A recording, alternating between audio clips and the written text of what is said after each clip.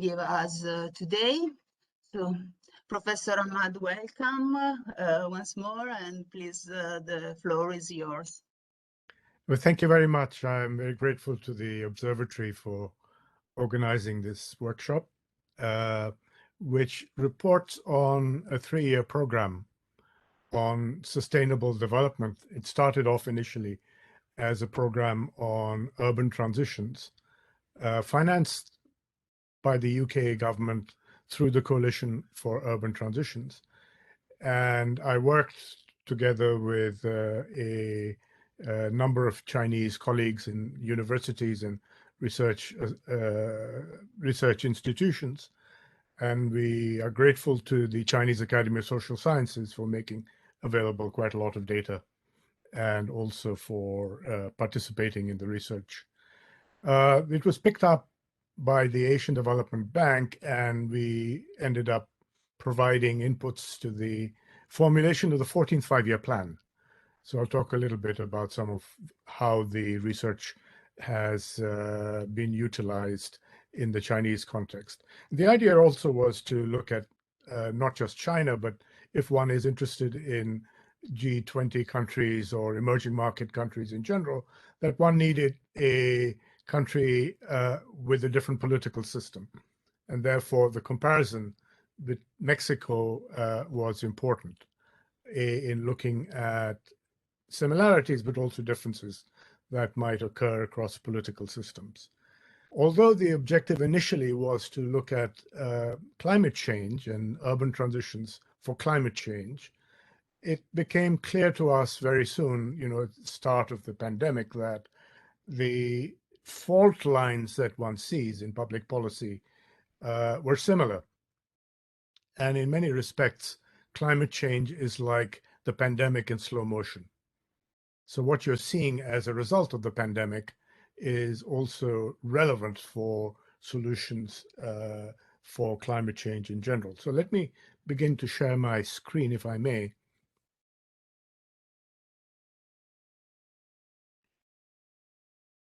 Right, you can see it now? Good.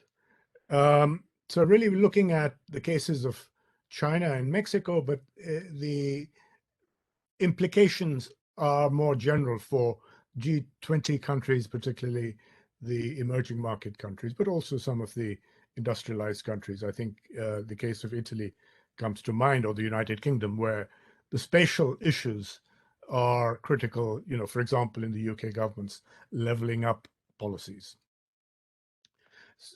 Um, right. Let me see if this moves. Right. So as I said, the initial objective was to look at climate change, but clearly the pandemic was also very important. And what we saw as an objective, or what we took as an objective, was that creating clean, compact, and connected cities is central to meeting the objectives of sustainable growth and addressing the climate change issues. But in the Chinese case also, there's a huge focus on the creation of high-tech zones. This is also clearly of relevance to some of the more advanced emerging market countries, and I think the next generation Europe program also pays quite a lot of attention to the high-tech transitions. And of course, it's not just the creation of new compact employment hubs, but also mitigation of environmental damage, disease, particularly in the metropolitan areas.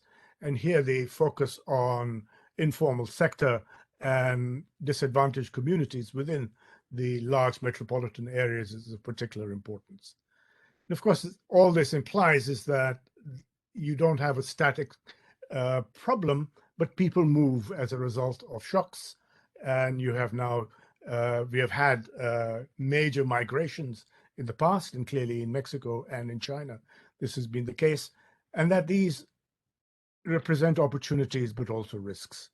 So one has to look at the issues of inequality across households and inequality across regions as key policy variables to address. Together with managing fiscal and financial risk, in addition to those from the pandemic and climate change. And as you know, in China, the total leverage, shall we say, of the economy is now reported by the Geneva 24 report to be around 300% of GDP, probably underestimating to a certain extent. So clearly a major issue. But also debt issues in emerging markets in general limit the space for public action. But also accessing private finance is critical. Therefore, public policy, especially at the subnational level, is essential in order to ensure sustained transitions. One of the things that became very clear to us that the tendency of academics, in particular, some of our colleagues, just to focus on major metropolitan areas, whether it was Mexico City or Jakarta or Guangzhou, whilst it's important, is not wrong, but it's not sufficient. And if all that one does is to focus on the major metropolitan areas, for example, Chile, the focus on Santiago de Chile, without developing the depressed and lagging regions, means that you get more migration, people coming into where the jobs are. And that, especially in emerging market countries, creates an enormous problem with the informal sector. And the informal sector in Mexico City is no longer in Mexico City, it's in the state of Mexico. Similarly, in Jakarta, which is sinking, as is Mexico City, the development of slums in and around the formal jurisdiction is a problem. What essentially happens then is that the cross-jurisdictional allocations become quite difficult. And the traditional solution, living in Washington and seeing the US example of jurisdictions agreeing to co-finance infrastructure or public policies, is particularly problematic. You just have to look at the problems with the Washington area metropolitan authority shared between Washington City, DC, Maryland, and Virginia to see what problems arise, even in the best examples. So really what one has is the need for a just transition involving spatial dynamics, including better, more efficient energy use, shift away from carbon, move towards electric vehicles, restructuring housing, transportation, together with urban reforms, but must be subject to the multi-level finance drivers. So really what one has to focus on are the tax, transfer, and governance measures to address critical investments in basic services, including basic services for healthcare and education, which are central if you're going to get new, compact, connected, and clean employment hubs, which is the objective. So why China and Mexico? As I said earlier, the differences in political systems was one of the reasons why we chose Mexico and China. The other reason was that I worked extensively on the major reforms in both countries since the 1990s in China and in Mexico. So although China is a unitary state, it really had a very highly decentralized system of local governance with upward revenue sharing until the 1993 reform. And similarly, Mexico is a federation, but because it has had one-party rule for virtually, or had one-party rule leading into the 1990s, it's different now. It was not that different, really. But in both cases, the problem was domestic resource mobilization and the overall envelope. So the non-oil revenues in Mexico, 10% of GDP, that's where the Chinese revenues had fallen to by 1990. And the Chinese authorities in early 1990s looked at the dissolution of the Soviet Union and realized that they had to fix the domestic resource mobilization before addressing the spending assignments. So it was really an example of a positive approach, focusing initially on creating a modern tax administration around centrally administered VAT, but copying a special economic zone model to generate investment and bring in foreign direct investment. Mexico, on the other hand, followed more the normative approach of trying to fix functions, and then finance follows function, with a market orientation to investment reform and conditional cash transfers for the poorest. So you had the whole debate around oportunidades and financing of poor people, particularly in lagging regions like Chiapas. And in the north, to attract investment from the United States, particularly, you had the special economic zones or the maquiladoras. So you had effectively similar approaches to spatial dynamics, creation of special economic zones, but then leaving it to the market in Mexico. And China basically allowed the labor market to function and people to move to where the jobs were being created, which were along the coast. So let me start with the China story and then come to Mexico and some of the general points that one can pick out from this comparison. So what we have seen, particularly in the last 25 years, has been an overexpansion of the coastal hubs. You can't put more people in Guangzhou or Shanghai or Beijing. The entire eastern coast is now one solid set of concrete almost. So it's hugely problematic from the point of view of climate change, with a lot of congestion and pollution, but also problems with income distribution within the large metropolitan areas, within the richest provinces, and across the country as a whole. And these income distribution problems essentially exacerbate the incentives to migrate. And of course, in the major metropolitan areas is where you get the major problems on healthcare, which had been neglected, particularly primary healthcare. And you have the story of Wuhan. So starting from a major metropolitan area that has seen huge investments in 9 metro lines, sponge city, hospitals, research institutions, but not enough attention to basic public health. So what you see in China, and I'll quickly go over this, is the tax drivers of structural change. What actually happened was that Deng Xiaoping moved the economy towards a market system by reducing the 100% profits tax to something more reasonable, to around 35. But the consequences of that was to permit funds to accumulate in the hands of the farmers, in the hands of enterprises and local governments. The problem was that the total take fell from around 30% of GDP to around 10% by 1992. And the central government share, which had been half of the 30% envelope or 15% of GDP, had fallen to a quarter, which means 2% of GDP was coming into Beijing with an upward revenue sharing system. So it was really not sustainable.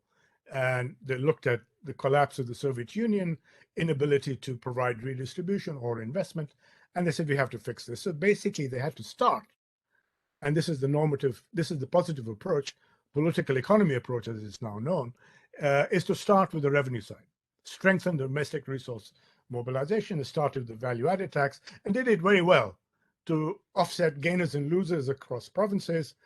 So you had a revenue sharing arrangement, which benefited the rich provinces, equalization system, which benefited the poorer provinces, but then they gave back revenues to the richer provinces, which is with a measure called revenue returned for 25 years to enable investment to take place where it could be most effective.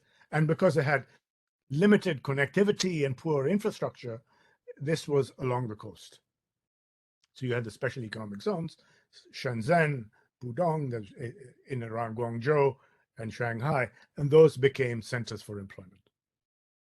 So you had a very nice political economy, compatible reform based around revenues to anchor the structural reforms, and the results were phenomenal.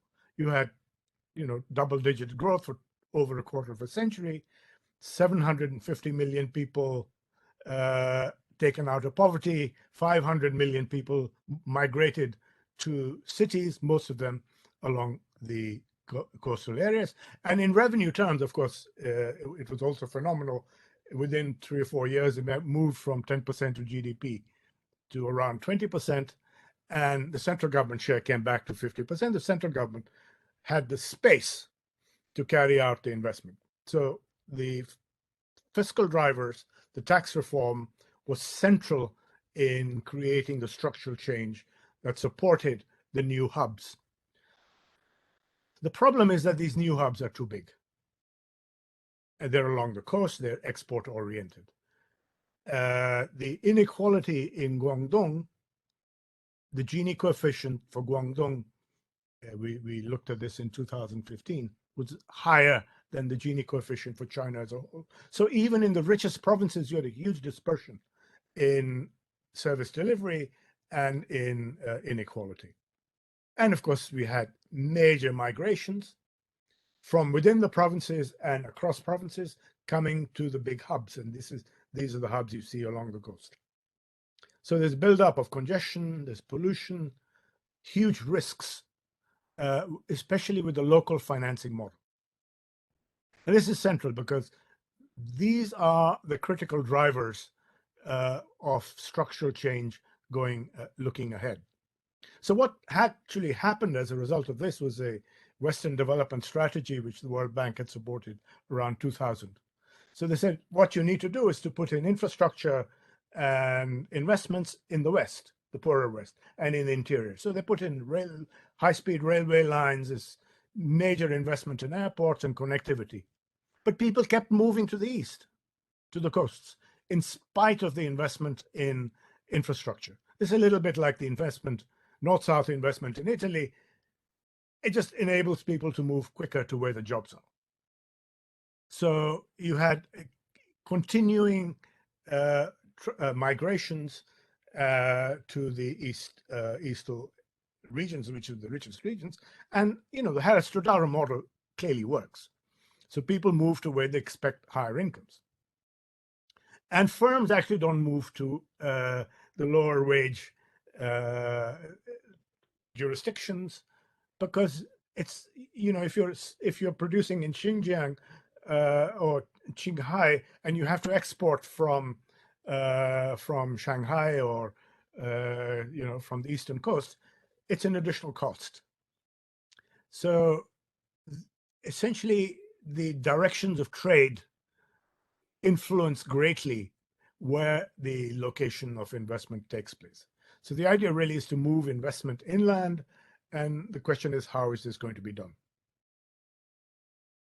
So as I said, the revenue centralization, whilst it was critical in solving the overall fiscal constraints and in anchoring the urban transition we have just seen, created a problem of its own, because local governments lost own source revenues over which they had control over the margin.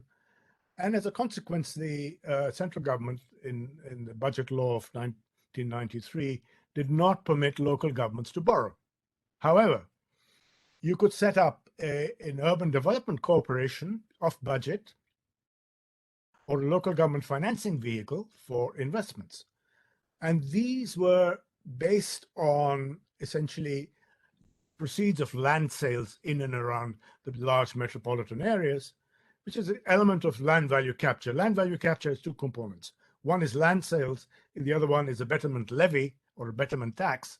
And because they did not have a property tax, you can't have a betterment levy. So it was entirely on the basis of land sales. And it actually worked quite well initially, because the private firms were able to buy land, make profits on the transactions, create the infrastructure, and you see the results. But then the implications of that were that you had to keep buying land. So it effectively became a Ponzi scheme, which you see has now become undone with Evergrande and the large property developers, which I'll come back to. So this was initially a form of a golden rule because you were allowing firms or special purpose vehicles to borrow for investment. Except that with imperfect information on where the money was going, local governments were able to draw on those funds for their own purposes. So it actually created a soft budget constraint. And the central government had no idea about the buildup of liabilities, which is why it's now in excess of 300% GDP, and effectively the most dangerous risk that faces, financial risk that faces China and maybe even the global economy. Because the Federal Reserve thought that Evergrande actually posed risk to the U.S. financial market. 2015, they introduced a local government bond system to stem the flows and make them more predictable. But not having the basis of local own source revenues creates an incentive problem and a sustainability problem. So what has resulted is good infrastructure in the coastal metropolitan areas, including Guangzhou and Shenzhen, but increasing urban sprawl, congestion and pollution, rent-seeking opportunities, buildup of liabilities that are hidden, and local government bond system that is not properly anchored. And the leverage of private firms is hugely problematic and has contributed greatly to inequality, both regional inequality and interpersonal inequality. The chairman of Evergrande 2 years ago was the richest man in China with a personal fortune of $20 billion. The time when the leverage of Evergrande itself was $500 billion. So you see what's happening is that basically a income inequality enhancing process. So without a local government tax system, which is basically what they had, there was increasing reliance on land sales in the coastal areas, and that's continued even in cities like Guangzhou, despite the attempt to move cities away from land sales by creating a local government bond market. You see that by 2017, it was higher than ever in the coast in Guangdong. And for China as a whole, this remains a hugely important source of local financing. They've clamped down on it now. And by clamping down and putting prudential regulations on the financial firms, you create essentially liabilities in the property developers, 15 of which in orange and in yellow are either bankrupt or close to being bankrupt. And Evergrande is not the biggest. So really, it's a huge problem of global significance. And it's also a consequence of, there's a lot of emphasis placed by multi-level development banks and others on the land value capture model. Well, this is an example of what happens with the land value capture model if you let it work without constraint. And the moment you put in a constraint, which are the 3 red lines in relation to prudential operations in the property developers, then you get essentially a crash of what was a Ponzi scheme. So as I said, this is the case of Evergrande. By October 2021, it was effectively non-performing. Huge. It crossed all the 3 red lines and is now under government restructuring. There's no direct evidence that overall there's a problem, because China has huge reserves and ability for the central government to manage this process effectively. This would not be the case for many emerging market countries, or even to some extent OECD countries. So none of them have the sort of reserves that the Chinese government at the moment has. But the more you put in terms of restructuring through central government finances, the more adverse the incentive structures become for remaining property developers. So the model has to move and shift quickly. So, as I said, the increasing inequality in the richest province, Guangdong, full magnitude of liabilities is very hard to establish. Work I've done with Professor Zhang Xiaorong of Fudan on local government balance sheets for selected cities, smaller cities, because huge cities like Guangzhou or Wuhan is almost impossible to carry out by academics. So Professor Zhang, Professor Niu, and I looked at some of the liabilities in smaller compact cities that should have become hubs, but did not because of these liabilities. And the true liabilities was 4 times the declared amount of the overall liability. So really what you're seeing is a tip of an iceberg. So the interpersonal inequalities are not fully addressed because A, you don't have a proper property tax, recurrent property tax. The experimentation of a US type ownership valuation model in Shanghai and Chongqing around 2004 did not work. And you don't have a proper coverage of the income tax. And as I said, the CEO of Evergrande had a personal fortune of $36 billion and dividends of $5.3 billion between 2017 and 20. Very little of it was taxed. So the income tax system didn't work very well, and there was no taxation of assets. There's huge house price to rent ratios amongst the highest in the world, but local governments do not benefit from this because they do not share in the income tax receipts, and they do not have an effective property tax. So as I said, the increasing leverage and implosion of the land value capture model meant that the Chinese government had to move urgently to address local tax revenues and sustainable financing.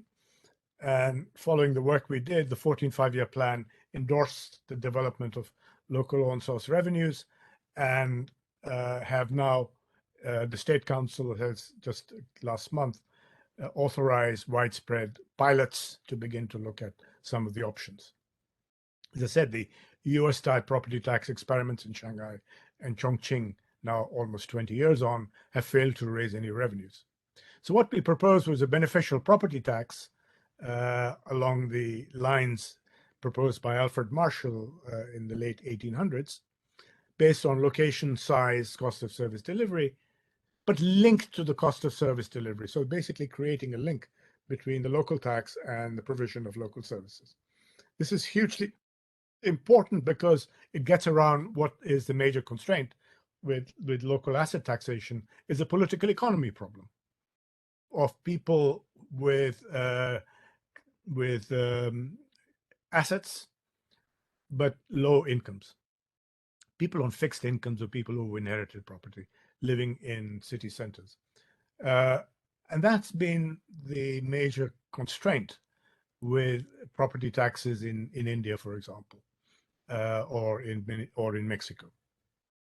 So what we did together with the Chinese Academy of Social Sciences that had carried out surveys of 6 metropolitan areas, we were able to look at the simulations of a beneficial property tax to replace the land sales and anchor local public services, particularly education, but also alternative support for children. So really looking at reducing inequality and laying the basis for private finance. The moment local governments, although they have some of them have access to a bond system, you actually do not have a basis for access to private finance without an own source revenues. And that also includes building up of liabilities through private public partnerships. So I don't have time to go through the simulations. There's a paper which I'm very happy to share, but let me just say that in the simulations, moving to a beneficial property tax on its own reduced inequality in most of the cities. And in all the cities, it reduced inequality if there was a linkage with public service delivery. So basic linkage to education and health significantly reduces inequality and raises the revenues and de-risks the local finances for sustainable development. So the Chinese agenda for reform going forward is to rebalance to domestic consumption, move production inland, particularly high,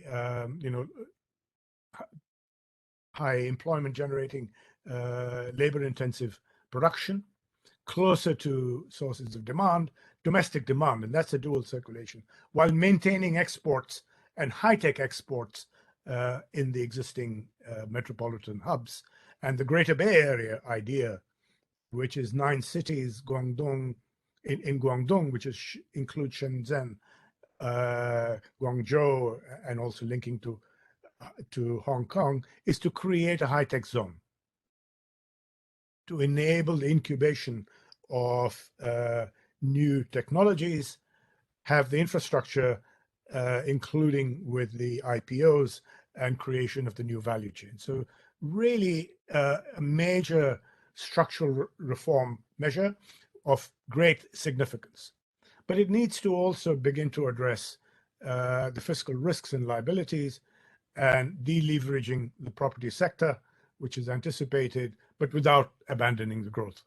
So the development of new high-tech zones will require looking at jurisdictional boundaries, assignments, and tax responsibilities. So let me quickly turn to Mexico. Mexico City was a center of manufacturing in the 1980s and previously.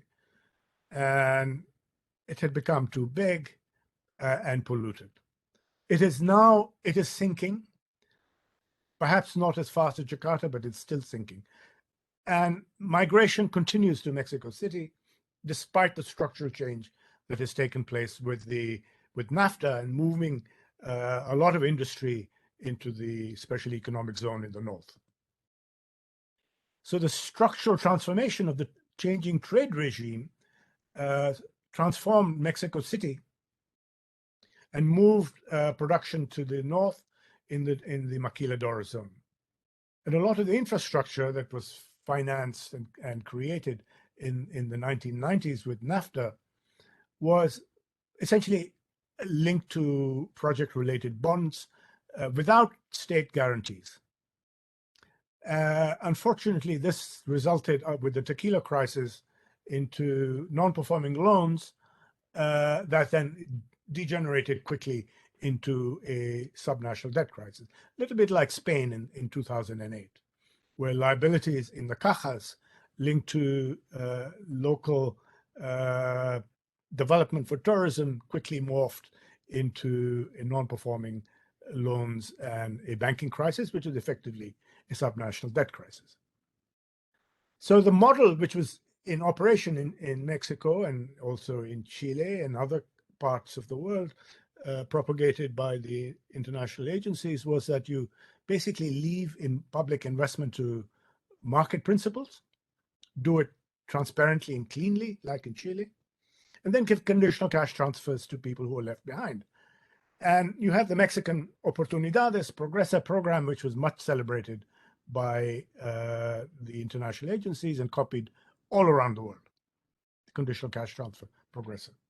The problem was that this created a poverty trap, especially in the lagging regions. For example, in Chiapas, initially the take-up was 40% of GDP, 40% of the population in the late 90s when it was started, but the take-up had increased when we looked at it in 2014 to 72% of the population in Chiapas. And poverty had actually gone up, creating a poverty trap. And they tried to fix this, the Peña Nieto administration, by turning it into support for small enterprises and business startups, but this didn't actually work very well.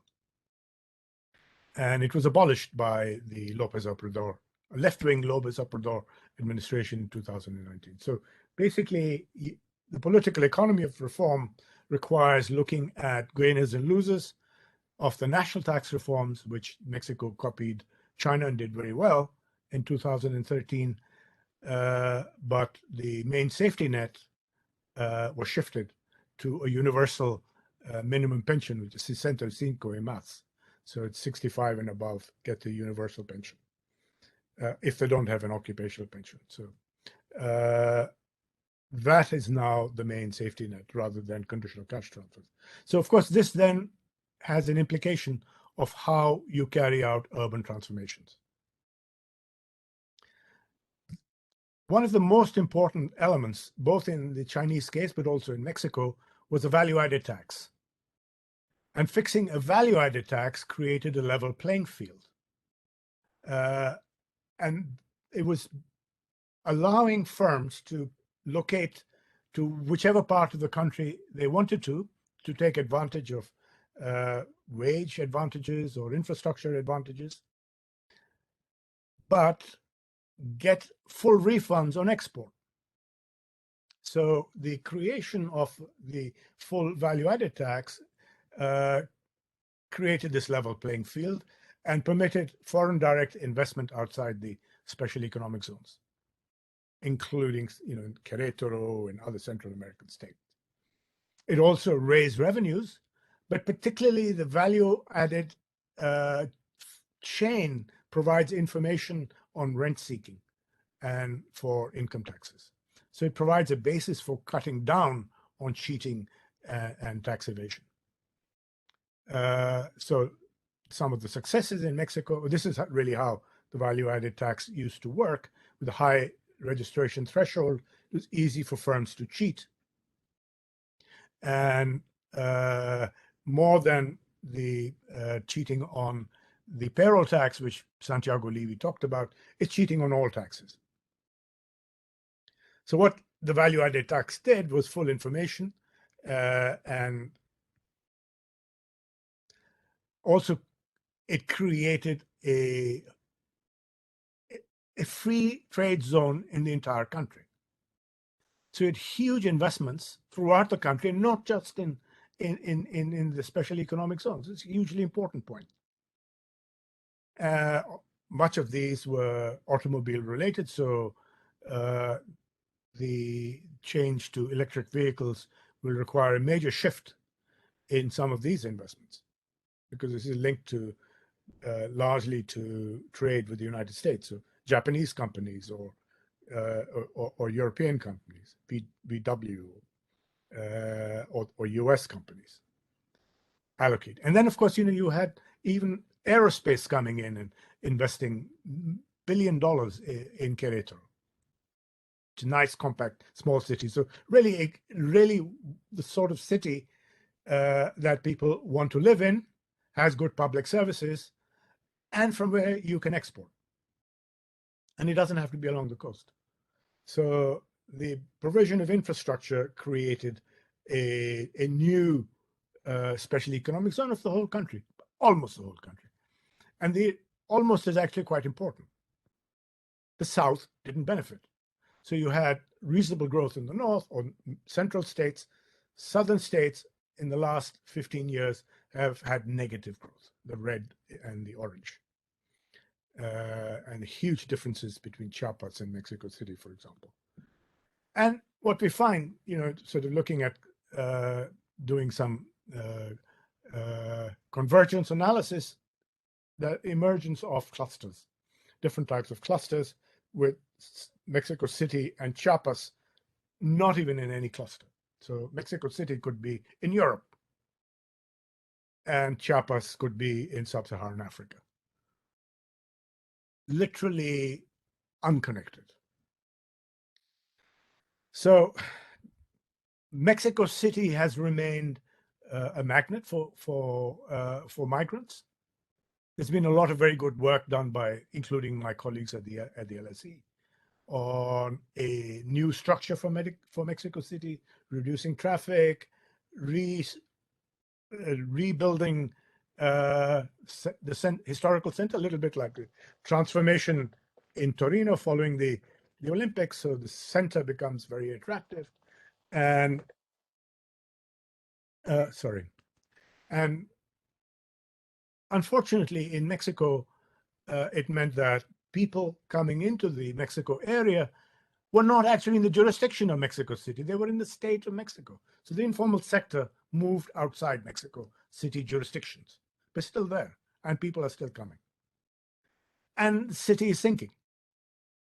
Some people moved out of Mexico City after the crisis in 2012, 10 to 12. Some went to the expanding tourist destination of Quintana Roo and Cancun and places like that. And some very nice areas in like Merida and in the south. Not quite the poor states like Oaxaca and Chiapas that did not have proper connectivity. So you do need the connectivity, transportation and energy and supply chains. You did not have that, or public services. So the differentials that we see are enormous. So you see that the north with the red has very good public services, the center with Mexico City, but in the south, the dark blue is where the problem exists. So creating a structure of a north which is doing reasonably well, linked to the United States, the south that is doing worse than Central America. Of course, the exception is Quintana Roo, with the tourist destinations of Cancun on the west. So this work we did with the ILO on who moves where and what happens, and looking at productivity in different types of activities. So basically, you see a very sharp expansion of self-employment in Chiapas, which was linked to the conversion of the conditional cash transfers into a investment type of grant, linked to small-scale enterprises, but basically creating mom-and-pop taco stands with very low productivity and lower income than what people were getting as wage workers. So really, it's not sustainable and cannot be the basis for creating employment hubs in the South, where a lot of poor people live. So the idea really is to look at creation of new hubs, and Querétaro is an example, except it's becoming too big, of a clean, connected city with good public services. The problems in the South, as I said, are severe. The value-added tax gives some fiscal space and creates a level playing field. What we did was to essentially apply work that I'd done with Nick Stern on optimal taxation, linking the design of investments to tax design. So incorporating weights on natural capital, social capital, human capital, income distribution in investment decisions, and using the same weights on tax design. This is work that we had done in India in the 1980s, copied by Jesus Seade and others around the same time. And Ursula, who was finance minister in this government, had also looked at similar models. What we had suggested was that you leave out taxation of unprocessed grains for distributional purposes, but tax everything else. And really, if you do a proper optimal tax or shadow pricing exercise, then it's clear that a carbon tax is actually inequality reducing, and not what people estimate, that it will actually hurt the poor quite a lot. So we argue that you should think about not just a carbon tax, which was actually implemented in 2013, as we had suggested, but also a state and city level piggyback on the carbon tax, so that Mexico City can apply a higher carbon tax than Chiapas. And similarly, looking at the financing or decision. And these are the relative weights I don't have time to go into, but it's there showing you for different combinations of weights on labor, land, and capital, and different inequality aversion parameters, the weights changing so that the energy group actually becomes quite attractive to tax, which is not the standard presumption and not the political presumption at the moment. But the key issue is cities, because the property tax in Mexico is, although it's been going for a very long time, is as bad as the property tax in India, which generates about 0.2 of 1% of GDP, or nothing really. And there's a betterment levy, which in 10 years has produced actually zero revenues, and little hope of going the US route of upgrading cadasters and valuation mechanisms, which have been recommended by the IFIs and a number of NGOs working on urban design issues in Mexico for some time. It's not going to happen anytime soon.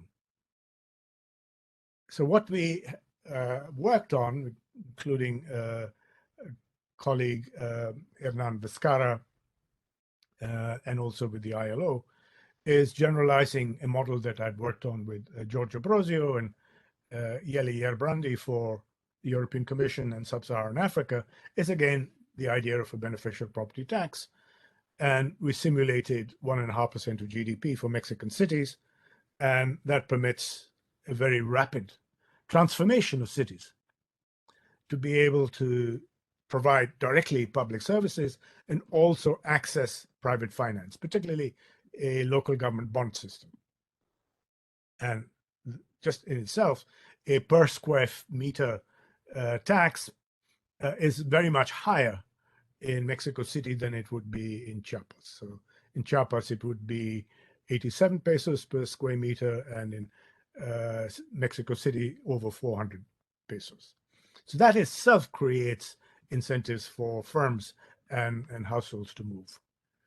But they won't move unless there are public services. And of course, the direct estimates of inequality suggest that you actually increase or you reduce inequality just by the tax itself, and substantially reduce inequality when you link the tax to local public services. For example, for water supply, for electricity, clean electricity, for basic services on healthcare, and so on. So really, this involves tweaking the transfer mechanism, the untied transfer, which is the participaciones. Actually, quite a lot of it goes to Mexico City and the state of Mexico, which are the richest. So really, it involves changing the equalization transfer, but also looking more at how effectively the earmark transfers for education and health in particular might be revamped. So really what you're looking at in order to create these new hubs for employment in lagging regions like the South is local public service delivery, access to private finance, and linked also then to environment and employment generation. So what the Mexicans have been focused on, particularly this administration of López Obrador, Tren Maya, but it's linked to tourism, particularly in Yucatan. And Yucatan is an environmental fragile state with a lot of forests, underground reservoirs, and natural and sort of historical treasures. So one has to be careful with the tourist train. However, the train idea is a solid one, provided it links to the lagging regions. You have to link it to Chiapas, Tabasco and Chiapas. And the idea really going forward is then to provide a link to Central America. This is the idea of the Northern Triangle. Because the political problems in Central America do not permit foreign direct investment, the easier relationships within Mexico facilitate the creation of employment hubs for Central America in Chiapas and in Tabasco. So you can think of uplifting the entire region with properly designed infrastructure and local services. So the beneficial property tax in this regard can play a major role in unlocking the creation of clean, compact cities in lagging regions. So just to summarize, what do we learn from this for other countries? Well, public investment decisions should be linked to your tax design as drivers. And you need appropriate weights on human capital, social capital, natural capital, environment, of course, and carbon use, proper discount rate, but also use the same criteria for taxes. And the tax drivers of the structural change at the national level, but also at local level, particularly for basic healthcare, education, and human capital. And to encourage private investment into clean hubs, including in lagging regions. So the multi-level finance implications is that just relying on decentralized operations is not sufficient. You see that in the United States, you see that in Europe. You need national coordination, management, and additional financing. In all cases, increasing importance of local preventive actions based on community and city level actions, which means that in, even in countries like China, you have to worry about incentives facing local officials and politicians in countries where you have actually got yardstick competition operating. So the fiscal rule straitjacket that exists and was very popular in the first decade of the century needs to be rethought and is being rethought in Europe. It can prevent the desirable structural change, clean cities, addressing spatial inequalities, and it's important to align finance and incentives facing local governments. And the spatial mechanisms of urban transition come into play, reforming major metropolitan areas, address the congestion and pollution, but using local on-source revenues together with redesigning transfers to create the new employment hubs. And cities become critical in this. Metropolitan cities also must be redesigned. There's much more work done on that. Innovation zones is a completely new phenomenon that requires a lot more work, including, in Italy, there's a lot of focus with the Next Generation EU on these innovation zones. But also one needs to look at what happens on Mexico City or Jakarta, but just focusing on Mexico City and Jakarta is self-defeating. You can't have more people coming in. So really you're looking at the regional connectivity, in some cases cross-border connectivity. In the Chinese case, the cross-border connectivity comes through the Belt and Road program, where that then begins to open up trade with Europe or the Middle East or Africa through the Western provinces. And that completely changes the cost structure facing private firms. Similarly, the creation of hubs in Chiapas opens up the possibility of the Northern Triangle and complete changing the structure of production, employment, and income distribution in Mexico. So really, the focus on clean, compact, connected cities is really absolutely central. And this is a summary of where we are, with starting off with the coordinated investment and tax strategy coordination between investment and taxation decisions, every level of government. And then you look at transparency and governance requirements, again, at every level of government. Monitoring liabilities is critical, and in creating sustainable employment hubs, one has to focus on not just urban designs, but attracting private investment, which means that you need the infrastructure and local public services and accountability through on-source revenue. So really the on-source revenue story at the local level is the key driver. in our view, for restructuring the urban transitions. And of course, you need accountability through full information, and the own source revenues also provides the incentive structures for hard budget constraints. So that's in sum the proposal or sets of proposals derived from the work on China and Mexico, and it's very much along the lines of work on optimal taxation, for the last, since Atkinson and Stiglitz. So I think I'll stop there. I've taken a lot of time. I don't know if you have Giorgio available, but I think I should try and stop sharing.